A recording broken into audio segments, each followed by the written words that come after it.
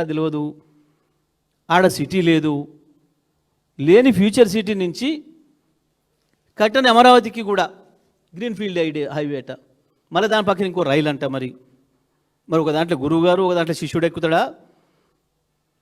మరి పోయేటప్పుడు రైల్లో పోయి వచ్చేటప్పుడు రోడ్లో వస్తారా ఇద్దరు గురు శిష్యులు హైదరాబాద్ అమరావతికి ట్రిపుల్ వేయడానికి? దేని కొరకు? ఏంది ఇదంతా కూడా? ఇవన్నీ ఏం తెలియజేస్తూ ఉన్నాయి? కేవలం రియల్ ఎస్టేట్ దందా కొరకు తను, తన తాబేదారులు, తన బంధుమిత్రులు కొన్న వేలాది ఎకరాలకు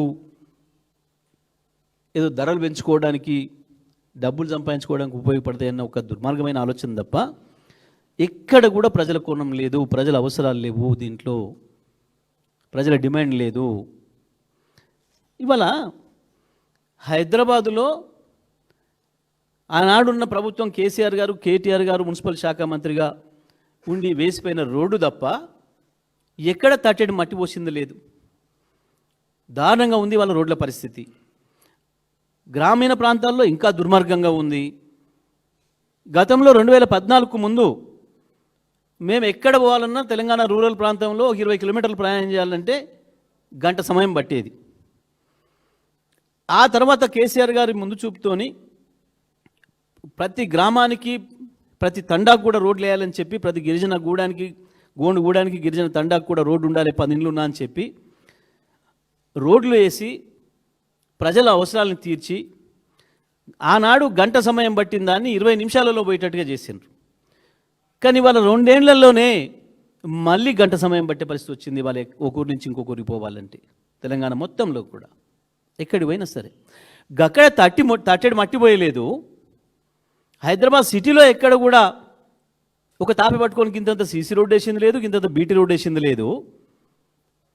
కానీ ప్రజలు లేని, ప్రజల అవసరం లేని ప్రాంతంలో వేల కోట్ల రూపాయలు పెట్టి నేను 400 ఫీట్ల రోడ్డు వేస్తా, 800 ఫీట్ల రోడ్డు వేస్తా అని చెప్పి నిన్న భవనం శంకుస్థాపన. అసలు అక్కడ రాష్ట్రం ఎక్కడ కూడా గింతంత కాలుష్యం లేకుండా ఒక మంచి పద్ధతుల్లో ఇప్పటి వరకు చైనాలో అమలు చేస్తూ ఉన్న పద్ధతుల్లో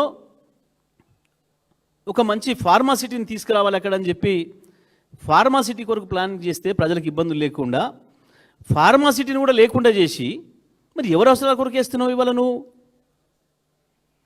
రోడ్డు అనేది దేని కొరకు? ఇది కేవలం తను కొనుక్కున్న భూములకి, తన బంధువులు మిత్రులు కొనుక్కున్న భూములకి ధరలు పెంచుకోవడానికి తప్ప ఇంకొకటి కాదు.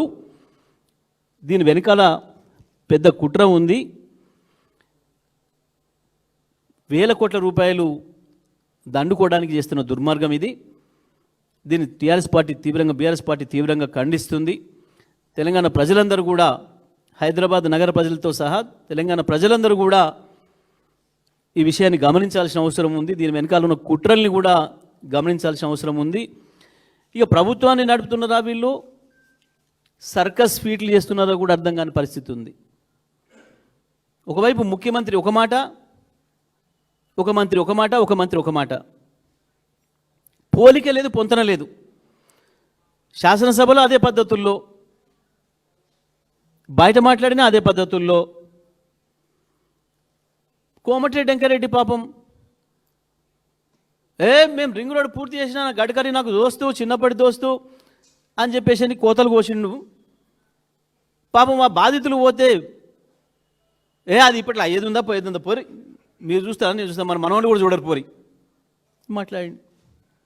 కోతలేమి ఇట్లా మీడియా ముందట, మైక్ పక్కన పోతే గట్లా. ఇంకేంటిది నిన్న ధరలు పెంచిన సంగతి నాకు తెలియదు. సిగ్గనిపించాలి కదా మంత్రి చెప్పుకోవడానికి బయటికి. ఒకవేళ తెలియకుండానే చేసిన ముఖ్యమంత్రి చేసిన ఎవడన్నా నాకు తెలిసేసి చేసిండా, అడిగి చేసినా చెప్పుకోవాలి. దానికంటే ముందు రోజే ప్రకటించారు తెలంగాణలో ధరలు ప్రకటించమని, తెల్లారే పెరిగినాయి. మళ్ళీ ఇవ్వాలి నిన్న ఈయన స్టేట్మెంటు, నాకు తెలియకుండా పెంచారు మళ్ళీ పెరగని. అసలు మాటకు చేతకు పొంతన లేకుంటుండ్రు. జూపల్లి కృష్ణారావు ఆయన మంత్రి, బ్రాండ్లు ఎందుకు మార్చిర్రు, నాకు తెలియకుండా మార్చిర్రు. లిక్కర్ బ్రాండ్లు అదిలో కూడా మార్చిండ్రు, నోటిఫికేషన్లు అదిలో కూడా ఇచ్చిండ్రు. కమిటీ కాడి నుంచి వెళ్ళి ప్రాణహిత వచ్చి ఇక్కడ కలిసేటప్పటికి నీళ్ళే కొత్తగా చేరవు. ఎక్కడెక్కడికి వస్తాయో చెప్పుర్రి. అసలు అది ఎక్కడుందో తెలియదు మేడిగడ్డ, అయినా మాట్లాడేస్తారు. ఎమ్మెల్యేల సర్కోసులు ఫీట్లు ఇంకా గమ్మతిగా ఉంటాయి. రాజగోపాల్ రెడ్డి మొత్తం నిరుద్యోగులకు అన్యాయం జరుగుతుంది ప్రభుత్వంలో, ఇస్తానని ఉద్యోగాలు ఇయ్యలే, మోసం చేసినాం మన గవర్నమెంట్ అంటాడు. మళ్ళీ తెల్లారే ప్రభుత్వానికి నాకేం తేడా లేదు, ముఖ్యమంత్రికి నాకేం గ్యాప్ లేదు, వీళ్ళే మధ్యలో పుట్టిస్తున్నారు. ఏంది ఏం స్టేట్మెంట్లు? జడ్చర్ల ఎమ్మెల్యే మొత్తం ఈ ప్రభుత్వంలో రియల్ ఎస్టేట్ దందా జరుగుతుంది, మంత్రులు ముఖ్యమంత్రులు 30% భూములు అడుగుతున్నారు. ఎవరైనా భూముల పంచాయతీ గురించి వెళ్ళిపోతే నా దగ్గర ఇండస్ట్రీలను గూల కొడతా, నేను తగలబెడతా. ఒక ఎమ్మెల్యే. ఇంకో ఎమ్మెల్యే ఇంకా విచిత్రం. నా నియోజకవర్గంలో వరదలు వచ్చినాయి, ముఖ్యమంత్రి రాష్ట్ర ప్రభుత్వం పట్టించుకోవట్లే, 100 కోట్లు మాకు అప్పేయండి అని ప్రపంచ బ్యాంకు ఉత్తరం రాసిండు. ప్రపంచ బ్యాంకుడు రాష్ట్ర ప్రభుత్వానికి తెచ్చుడే కష్టం, కేంద్ర అనుమతి లేకుండా. ఒక ఎమ్మెల్యేకు ఆయన నియోజకవర్గంలో వరదలు వచ్చినాయి కాబట్టి ఈడ ముఖ్యమంత్రి లేడు, మంత్రివర్గం లేదు, నాకు చక్కగా మా నియోజకవర్గానికి 100 కోట్లు ఇయ్యండి. నియోజకవర్గం కుదబెట్టి తెస్తాడా? ఏం పెట్టి తెస్తాడు వరల్డ్ బ్యాంక్ దగ్గర? ఒక్కొక్క ఎమ్మెల్యే ఎంత అద్భుతంగా.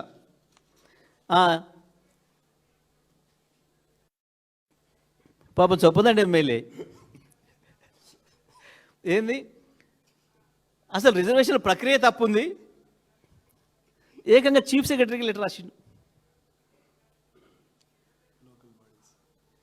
ఇక మా జిల్లాలో ఎమ్మెల్యేలు అయితే పాపం సార్ వాళ్ళ పేర్లు ఏం తీసుకోలే కానీ మరి అంటే అసలు ఏం జరుగుతుంది ఈ ప్రభుత్వంలో? సరే వీళ్ళ సర్కస్ ఫీట్లు చూసి, వీళ్ళ అద్భుతమైన విన్యాసాలు, దాన్ని ఏమంటారు పిల్లలు నేర్పేది, చెనవాళ్ళు చేస్తారు చూడు బాగా, జిమ్నాస్టిక్స్. వీళ్ళది జిమ్నాస్టిక్స్లో పోటీ పడుతున్నట్టు కనబడుతున్నారు అంతా. ముఖ్యమంత్రి, మంత్రులు, ఎమ్మెల్యేలు ఒకరిని మించి ఓడు ఒక ఐటమ్ గాన్ల కథ తయారైంది వాళ్ళ ప్రభుత్వం. ఇవన్నీ సర్కస్ ఇటు ఆడించుకుంటా, సర్కస్ మాస్టర్ మాత్రం బ్రహ్మాండమైన రియల్ ఎస్టేట్ దందా చేస్తున్నాడు. ఏకంగా వాళ్ళు ఒక ఎమ్మెల్యే అయితే ఏకంగా వ్యాసమే రాసిండు, గ్రామీణ ప్రాంతాల ఊరువాడ ఇక్కట్లు తీర్చరా. కాంగ్రెస్ ఎమ్మెల్యే స్వయంగా. ఇది ప్రపంచ బ్యాంక్ ఉత్తరం వాళ్ళ ఎమ్మెల్యేది.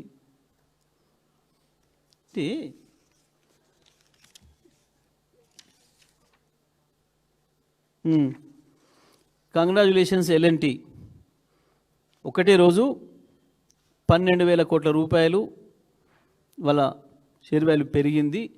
కేవలం L&T ఈ హైదరాబాద్ మెట్రో నుంచి బయటపడినామని చెప్పంగానే సూత్రప్రాయంగా మేము దీంట్లో నుంచి విరమించుకుంటున్నాం, రాష్ట్ర ప్రభుత్వం ఒప్పుకుంది, మాకు 2,000 కోట్లు ఇవ్వడానికి ఒప్పుకుంది, మాకు ఈ పీడ వదిలింది అని చెప్పి ఆయన పెట్టగానే దాంట్లో ఆ కంపెనీ షేర్ వాల్యూ 12,000 కోట్లు పెరిగింది.